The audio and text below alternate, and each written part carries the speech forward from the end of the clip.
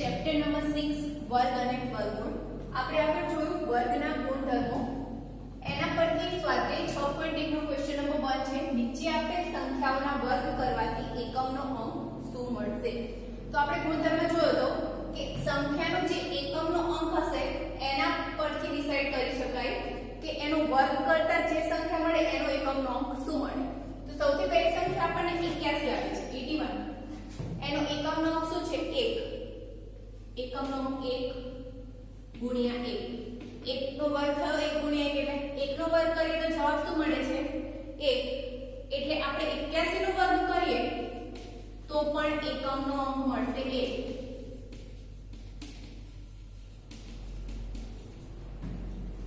શું કર્યું? આપેલી સંખ્યાનો જે એકમનો અંક છે એનો વર્ગ કરીએ અને જે સંખ્યા મળે એ જ આપેલી સંખ્યાના વર્ગના એકમનો અંક મળશે. નેક્સ્ટ છે 272. એકમનો અંક 2. તો 2 નો વર્ગ શું થશે? 2 ગુણ્યા 2 4. આથી 272 ના વર્ગનો એકમનો અંક 4 થાય. પછી છે 799. એકમનો અંક 9. 9 ગુણ્યા 9 81. તો એકમનો અંક શું થયો? 1. આથી 799 ના વર્ગનો એકમનો અંક 1 થશે. 3853. એકમનો અંક છે 3. એનો વર્ગ કરીએ. 3 ગુણ્યા 3 બરાબર 9. તો 3853 ના વર્ગનો એકમનો અંક 9. નેક્સ્ટ જોઈએ 4th નંબરનું છે 1234. એકમનો અંક છે 4. તો આપણે એનો વર્ગ કરીએ. 4 ગુણ્યા 4 16. એકમનો અંક શું આવ્યો? 6. આથી 1234 નો વર્ગ કરીએ તો એનો એકમનો અંક 6 થશે. 26387. એકમનો અંક છે 7. આપણે એનો વર્ગ કરીએ. 7 ગુણ્યા 7 49. એકમનો અંક શું આવ્યો? 9. તો આપેલી સંખ્યાના વર્ગનો એકમનો અંક થશે 9. એકમનો અંક 9. 52698. એકમનો અંક છે 8. તો 8 ગુણ્યા 8 64. આથી આપેલી સંખ્યા એટલે કે 52698 ના વર્ગનો એકમનો અંક 4. 99880. એકમનો અંક શું છે? 0. 0 ગુણ્યા 0. 0 નો વર્ગ શું થાય? 0. આથી એકમનો અંક શું થવાનો? 0. આપેલી સંખ્યાના વર્ગના એકમનો અંક 0. વર્ગનો એકમનો અંક 0 થશે. 9મા નંબરનું છે 12796. એકમનો અંક છે 6. તો 6 ગુણ્યા 6 36. એકમના અંકનો વર્ગ કરીએ તો શું આવે છે? એકમનો અંક 6. આથી આપેલી સંખ્યા એટલે 12796 નો વર્ગ કરીએ તો એનો એકમનો અંક મળશે 6.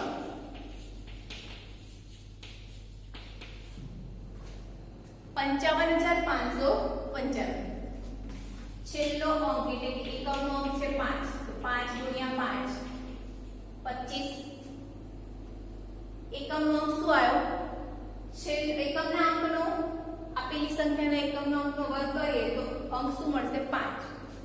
આથી 55555 ના વર્ગનો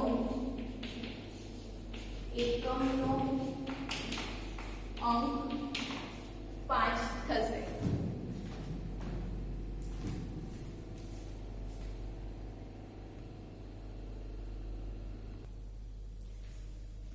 ક્વેશ્ચન નંબર 1 માં આપણે ગુણધર્મનો ઉપયોગ કરીને જોયું કે આપેલી સંખ્યાનો વર્ગ કરીએ તો એનો એકમનો અંક શું મળે. હવે નેક્સ્ટ ગુણધર્મનો ઉપયોગ કરી ક્વેશ્ચન નંબર 2 જોઈએ કે નીચેની સંખ્યાઓ માટે સ્પષ્ટ છે કે તે પૂર્ણ વર્ગ સંખ્યાઓ નથી. આપણને આપેલું છે કે આ બધી સંખ્યાઓ પૂર્ણ વર્ગ નથી, પણ કેમ નથી એ કારણ સાથે જણાવવાનું છે. તો એક ગુણધર્મ આપણે જોયો તો કે પૂર્ણ વર્ગ સંખ્યાનો એકમનો હંમેશા શું હોય? 0, 1, 4, 5, 6 અથવા 9. તો આપણે જાણીએ છીએ કે પૂર્ણ વર્ગ સંખ્યાઓનો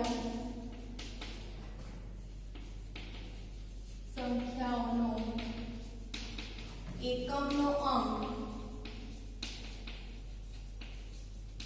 0, 1, 4, 5, 6 કે 9 હોય. તો હવે એકમનો અંક જોઈએ આપણે પહેલી સંખ્યા માટે 1057. એકમનો અંક શું છે? 7. પણ એકમનો 0, 1, 4, 5, 6 કે 9 હોય તો જ પૂર્ણ વર્ગ સંખ્યા હોય. પણ અહીંયા તો એકમનો અંક 7 છે, માટે પૂર્ણ વર્ગ સંખ્યા નથી. એકમનો અંક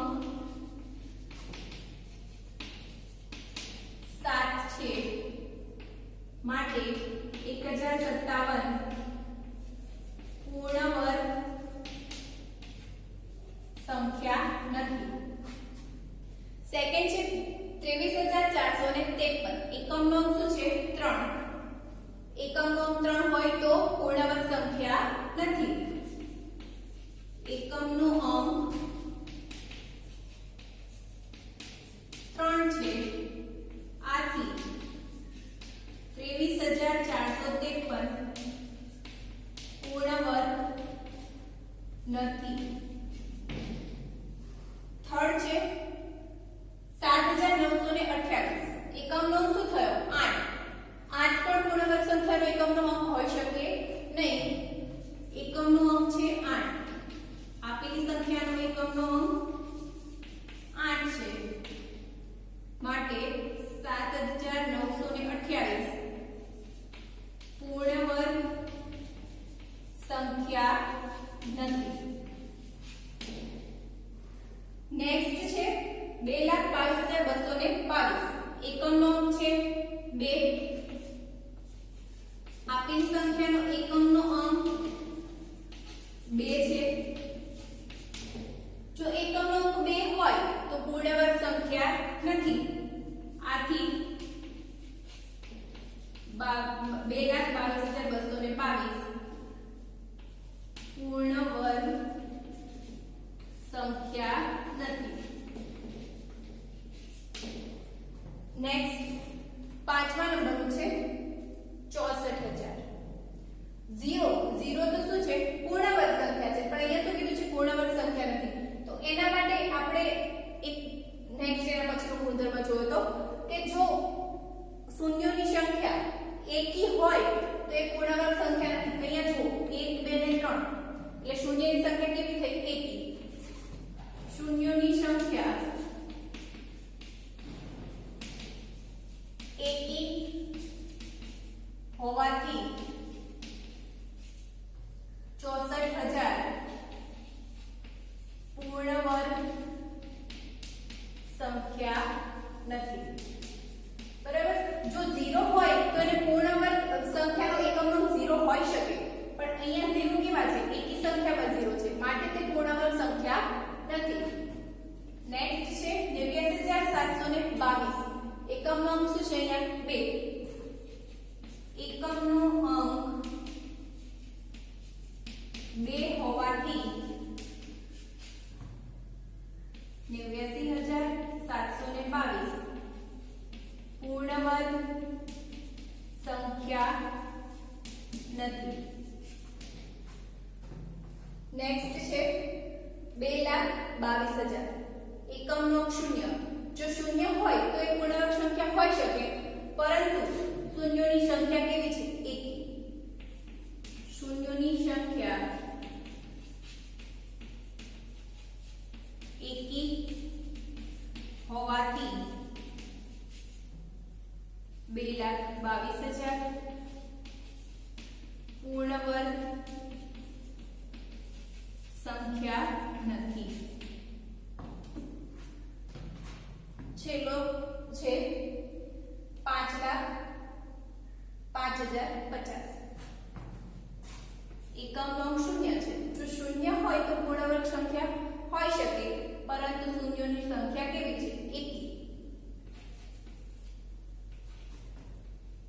શૂન્યોની સંખ્યા એકી હોવાથી 5,50,50 પૂર્ણવર્ગ સંખ્યા નથી. તો આપેલ ગુણધર્મનો ઉપયોગ કરીને આપણે જોયું કે પૂર્ણવર્ગ સંખ્યા છે કે નહીં. હવે ક્વેશ્ચન નંબર 3 જોઈએ કે નીચે આપેલ સંખ્યાઓમાંથી કઈ સંખ્યાનો વર્ગ કરવાથી મળતી સંખ્યા એકી હશે? તો સંખ્યા આપેલી 431, 2826, 7779, 82,004. તો આમાંથી કઈ સંખ્યાઓનો વર્ગ કરીએ તો મળતી સંખ્યા એકી હશે એ આપણે નક્કી કરવાનું છે. તો એક નવો ગુણધર્મ આપણે વર્ગ સંખ્યા માટે જોયો કે સંખ્યાનો વર્ગ કરીએ તો જો સંખ્યા એકી હોય તો એની વર્ગ કરીએ તો જે વર્ગ મળશે એ સંખ્યા કેવી સંખ્યા છે? એકી. કોઈ સંખ્યાનો વર્ગ, ઓકે, એકી સંખ્યાનો વર્ગ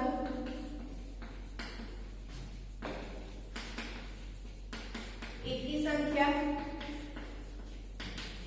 અને બેકી સંખ્યાનો વર્ગ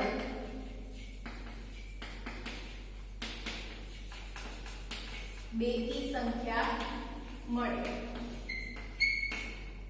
તો જોઈએ 431 આપેલી સંખ્યા છે 431 કેવી સંખ્યા છે? એકી સંખ્યા છે. 431 એ એકી સંખ્યા છે. સંખ્યા એકી હોય તો એનો વર્ગ કરવાથી જે સંખ્યા મળે એ પણ કેવી થવાની? એકી સંખ્યા. આથી 431 નો વર્ગ એ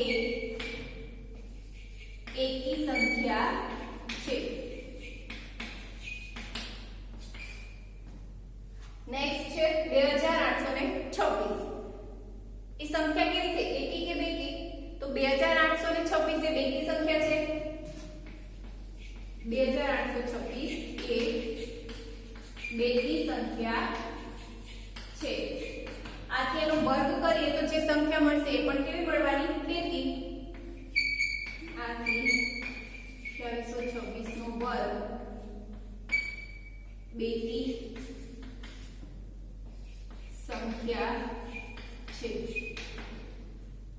થર્ડ છે 7779. એક એકી સંખ્યા છે કે બેકી? તો આપેલી સંખ્યા કેવી છે? એકી સંખ્યા.